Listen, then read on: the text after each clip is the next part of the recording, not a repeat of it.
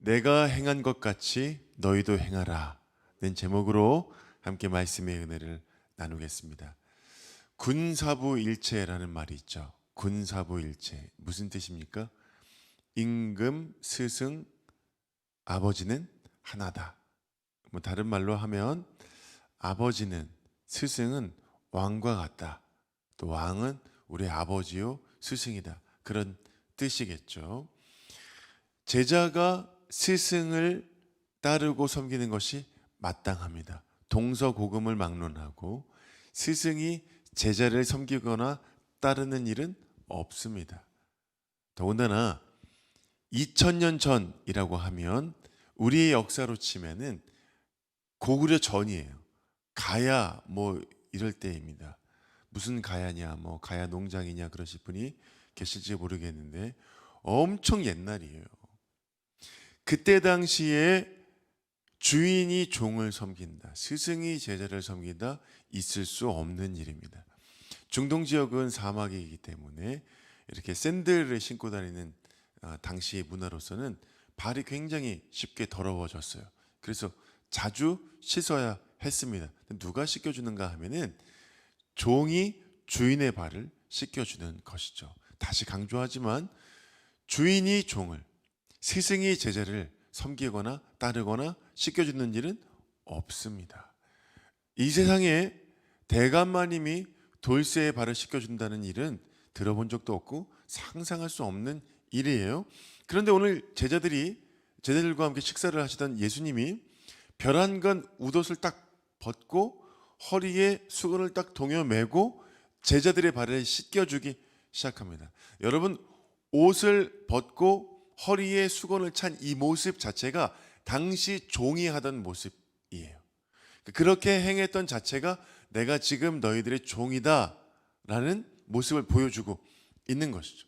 자, 제자들을 한 명 한 명을 닦아줄 때까지 제자들이 아무런 얘기를 하지 않았어요. 좋아요, 싫어요, 감사해요, 뭐 하지 마세요, 뭐 더 해주세요, 그런 말이 없었습니다. 그냥 정적만 흘러가고 있었던 거예요. 아마 미루어 짐작컨대 너무 당황스러워서 어떡하지 하다가 이제 온 것 같아요. 한 번도 경험해보지 못한 일이었기 때문에 제자들이 무척 당황했으리라고 짐작합니다. 근데 우리의 베드로 형님은 그냥 지나가지 않았어요. 가만히 있었을 리가 없습니다. 6절, 주여 주께서 내 발을 씻으시나이까? 현대어로 성경 번역을 한 것을 보면은 주님 제 발을 씻으시다니요? 절대로 있을 수 없는 일입니다. 말도 안 됩니다. 이렇게 얘기를 하는 것이죠. 베드로의 성격이 드러난 면도 있지만 사실은 베드로 말이 맞아요. 네.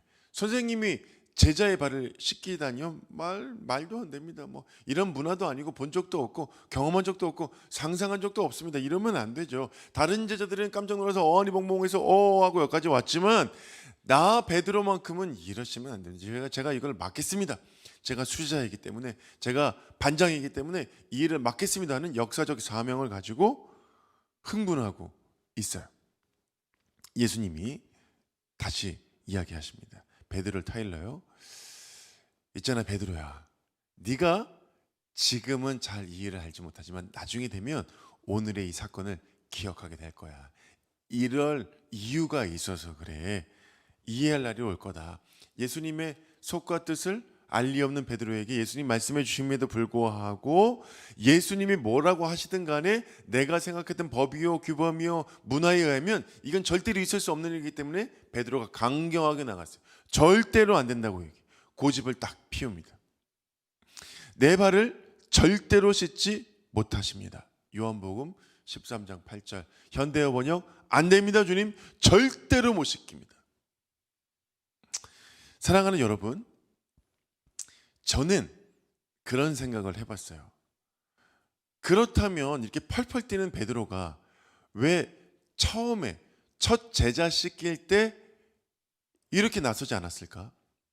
왜 쭉 씻기고 나서 자기까지 왔을 때 이렇게 강경하게 반대를 했던 것일까? 발을 씻기고 수건으로 닦아주는 것을 1분이 들었다고 해도 10분이 걸렸을 것이고 2분이 걸렸다고 해도 20분이 걸렸을 그 시간 동안에 왜 가만히 있다가 왜 이제 와서 펄쩍펄쩍 뛰냐 이겁니다. 제 성경적 상상에 의하면 아마도 이 주도권을 자기에게로 가지고 오려고 했던 베드로였지 않았을까. 그러니까 다른 제자들이 씻김을 당했을 때는 으이구 하고 있다가 이제 내 문제로 왔을 때 뭔가 특별하게 차별화 전략을 딱 나가야겠다고 생각은 하지 않았을까? 제 생각이에요. 자, 그런데 예수님이 강경하게 나가니까 베드로가 강경하게 나오니까 예수님이 이제는 더 이상 물러설 곳이 없다 해서 베드로에게 이렇게 얘기합니다. 만약에 내가 네 발을 씻겨주지 않으면 너하고 나하고의 관계는 끝이다. 너하고 나하고는 이제 상관없는 사람이 된다. 베드로가 굉장히 관계 중심적인 사람이잖아요. 충격받았어. 예수님하고 나하고 어떤 관계인데 3년 동안 이 예수님이 뭐 그냥 물 위로 걸을 때 와 그러면 막 물에 쫙 뛰어드는 베드로 아닙니까? 이 3년 동안 어떻게 쌓아놨던 관계인데 관계가 무너진다고 생각했더니 이 베드로의 마음이 확 달라졌어요. 오, 그건 안 되는데 이 일을 어떻게 하면 좋지? 나는 발을 씻기면 안 된다고 강경하게 나갔고 절대로 안 된다고 세게 얘기를 했는데 예수님이 도리어 안 씻기면 관계가 없다라고 얘기를 하니 이 위기를 어떻게 타개할까 어쩌지 하다가 이제 완전히 반대로 가요. 절대로 씻길 수 없다고 얘기하다가 그러면 예수님 발만 씻겨줘 주지 마시고 손과 머리 온몸을 목욕시켜 주십시오 이렇게 얘기를 하는 거예요. 그래서 제가 아까 얘기해 드린 거죠. 그러니까 뭔가 특별하고 차별화된 나는 당신에게 뭔가 특별한 제자라는 것을 보여주기 위함이에요. 다른 제자들 발 씻길 때는 성경이 그냥 쭉쭉 넘어가요. 씻겼다라고 얘기했는데 베드로에서만 계속 지금 옥신각신 이야기가 길어지고 있어요. 베드로가 지금 주도권을 잡은 듯 보여요. 안 됩니다 주님. 절대로 안 됩니다. 말이 됩니까 주님? 그래요? 그러면은 목욕을 시켜주세요. 지금 대화가 길어지고 있어요. 특별한 사랑을 지금 원하는 것 같습니다. 예수님이 베드로의 오해를 교정시켜 주세요. 이미 목욕한 사람은 발만 씻으면 돼. 너 목욕했잖아. 목욕한 사람은 발만 씻으면 된다. 13장 10절 우리 다 같이 한번 읽어보겠습니다. 예수께서 이르시되 시작.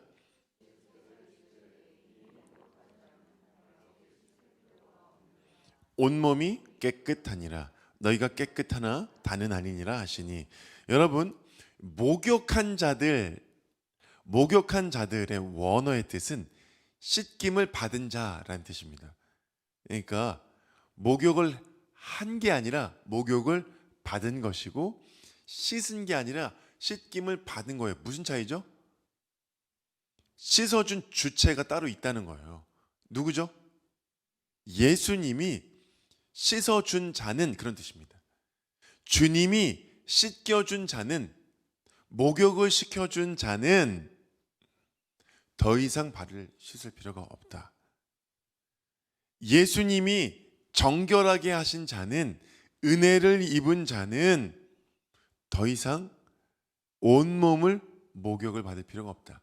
구원은 매일매일 구원받을 필요가 없다.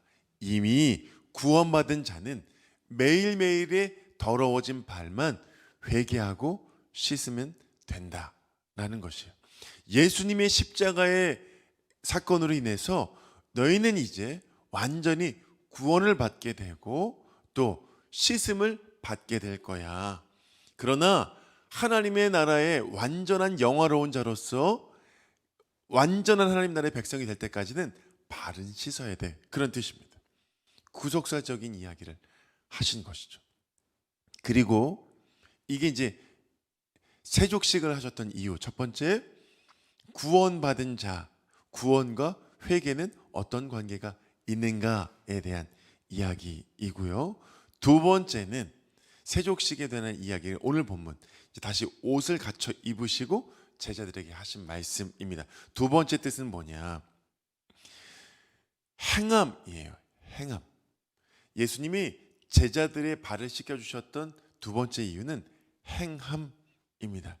주인이요 스승인 예수님이 종이요 제자들의 발을 씻겨주셨던 것처럼 예수님을 본받아 서로의 발을 씻겨주라는 것이었습니다. 그러니까 예수님이 온 몸을 씻겨주셨기 때문에 구원이라는 사건이 매일 일어나는 것은 아니지만 너희가 회개해야 된다는 구속사적인 측면뿐만이 아니라 예수님 믿는 사람들의 실천적인 측면, 삶의 모범이 되어야 된다. 어떻게 해요? 서로가 씻겨줘야 한다. 행해야 된다. 내가 너에게 행한 것 같이 너희도 서로 행하여야 한다. 그런데 여러분, 어떻게 행하는가?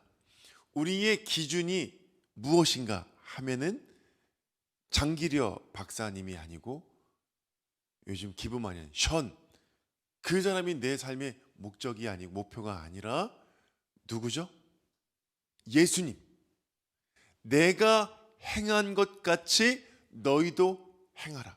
같이 내가 행한 것이 곧 너희의 행함이 되어야 한다. 기준이 누구죠?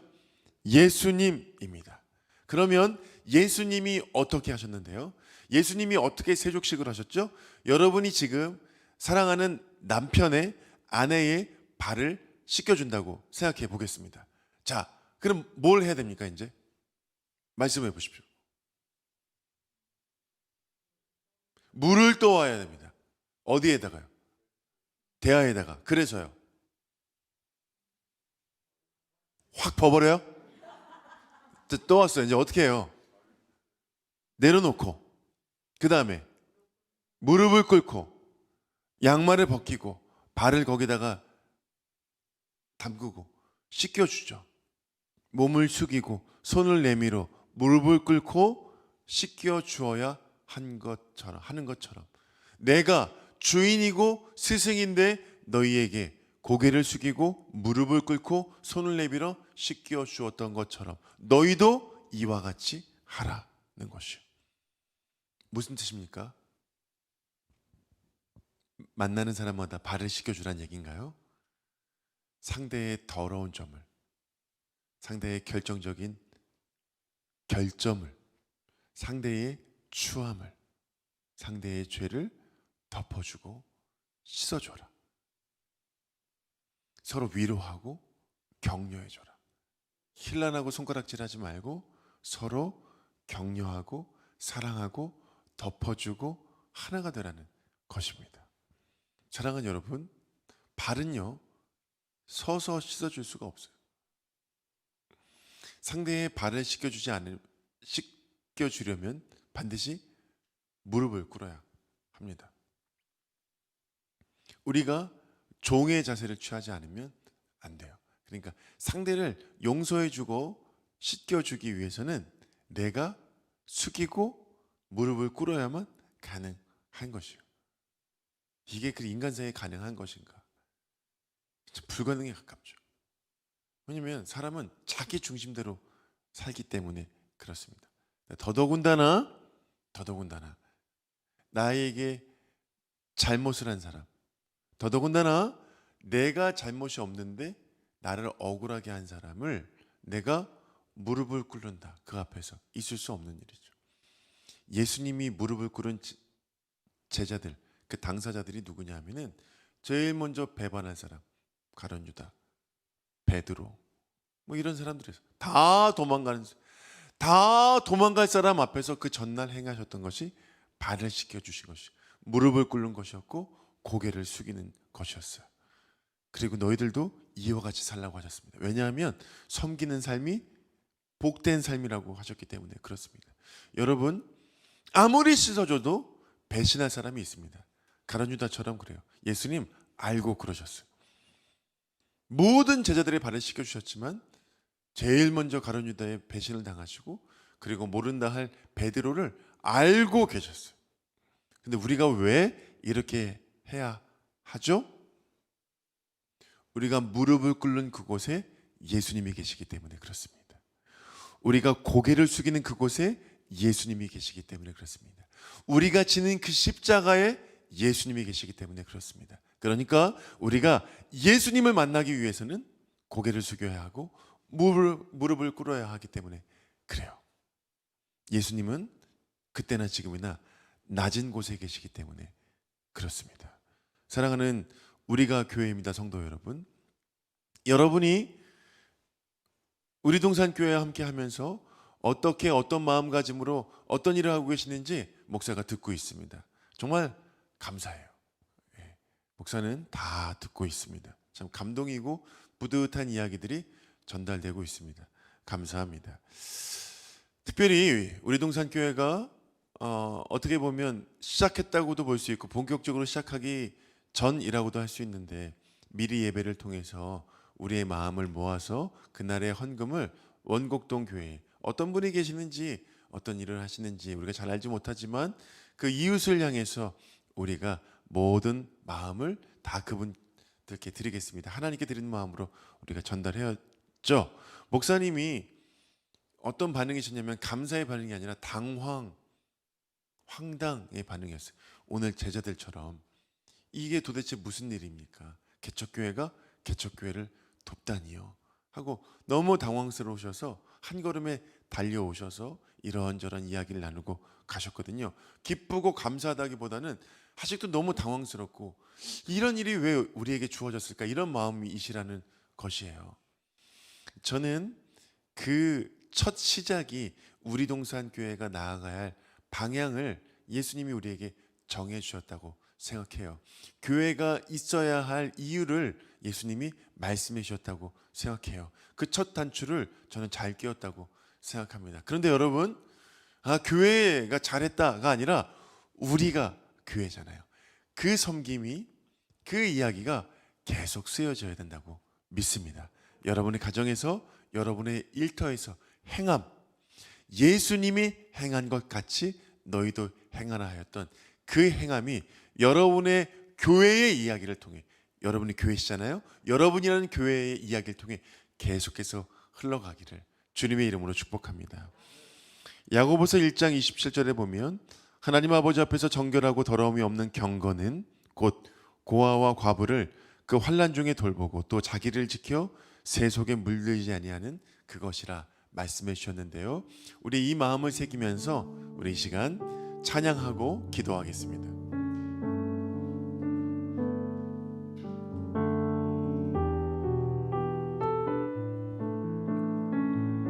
전국의 소망, 우리 함께 찬양하겠습니다.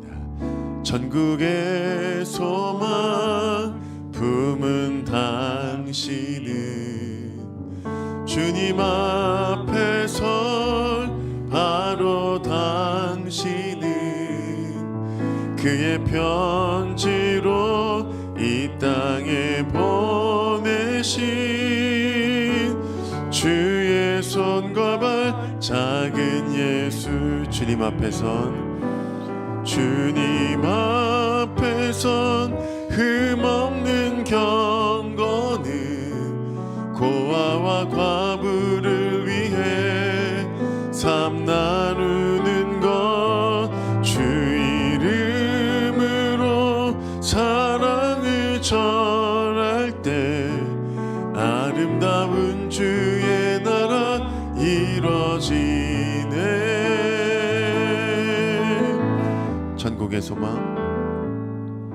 전국의 소망 품은 당신은 주님 앞에 선 바로 당신은 그의 편지로 이 땅에 보내신 주의 손과 발 작은 예. 우리 한 번 더. 우리의 손은 예수님의 손, 우리의 얼굴 바로 주님 얼굴, 우리의 소유 모두 주님의 것, 이웃을 위해 맡기셨네. 우리 다시 한번. 우리의 손은, 우리 서로 쳐다보시면서, 우리의 손 예수님의 손이십니다. 여러분의 얼굴이 예수님 얼굴이세요. 바로 주님, 우리의 가진 것 다 예수님 겁니다. 모두 주니 왜 주셨냐 하면은 이웃을 위해서 맡기셨네. 주님 앞에서 진정한 경건이 무엇이냐 하면 흠없는 어려운 이웃을 위해 나누는 것입니다. 삶 나누는 것 주의 이름으로 사랑을 전할 때 아름다운 주의 나라 이뤄지네. 천국의 소망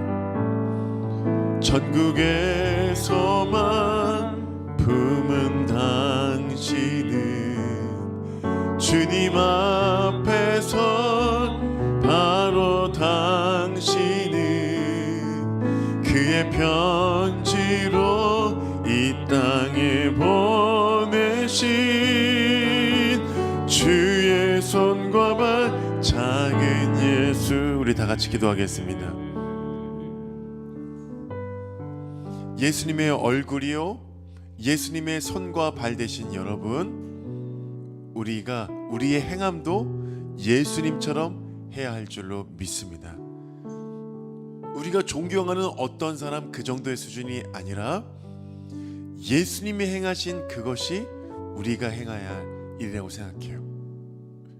제가 어젯밤에 이 원고를 마치고 숙지한 뒤에 잠을 잤는데 하필이면 어젯밤 꿈에 어떤 한 사람이 나타났어요. 그리고 나를 용서할 수 있겠냐고 물었습니다. 그럼 예수님이 보여주신 것 같아요. 제가 생각할 때는 다소 억울한 면이 있었습니다.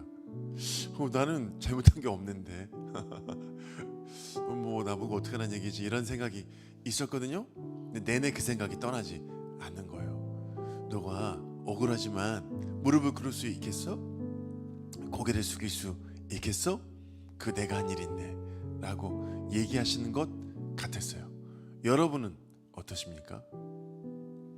당연하게 우리가 섬길 수 있는 이웃, 내가 당연하게 친절을 베풀 수 있는 그 사람 말고 나를 어렵게 하는 사람이 있잖아요. 이유 없이 나를 싫어하는 사람, 나를 공격하는 사람, 나를 곤경에 빠뜨리는 사람, 때마다 내 인생에 발목을 거는 사람을 발휘시켜줄 수 있겠니? 내가 너한테 그렇게 했는데 내가 행한 것처럼 할 수 있겠니? 라고 오늘 주님이 말씀하시는 것 같아요. 불특정 다수를 위해서 너희들의 지갑을 열 수 있겠냐? 그거 말고 너희를 괴롭히는 그 사람을 위해서 용서할 수 있겠냐고 묻는 예수님의 그 말씀에 여러분이 대답하실 차례입니다. 오 주님, 제가 어려운 이웃을 위해서 열심히 헌금하겠습니다. 그거 말고 여러분 힘들게 하는 그 사람 용서할 수 있겠냐고, 발 씻겨줄 수 있겠냐고, 고개 숙일 수 있겠냐고, 무릎을 꿇을 수 있겠냐고 말씀하시는 주님께 여러분이 오늘 반응했으면 좋겠습니다. 기도하겠습니다.